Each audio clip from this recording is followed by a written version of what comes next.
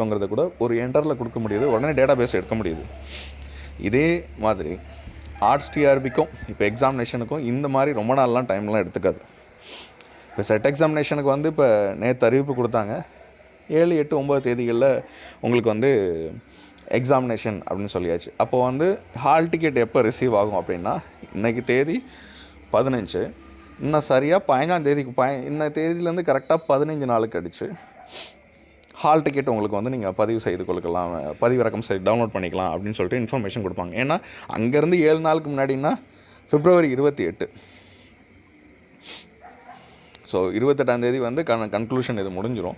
அன்றைக்கி வந்து உங்களுக்கு வந்து ஹால் டிக்கெட் என்றைக்கு எங்கேங்கிறத இன்ஃபார்ம் பண்ணிவிடுவாங்க. அங்கேருந்து 7 நாளுக்கு முன்னாடிங்கிறது 7ஆம் தேதி, 8ஆம் தேதி, 9ஆம் தேதி, 10ஆம் தேதிக்குள்ளே அந்த எக்ஸாம்னா 7 நாளுக்கு முன்னாடினா இதுதான்.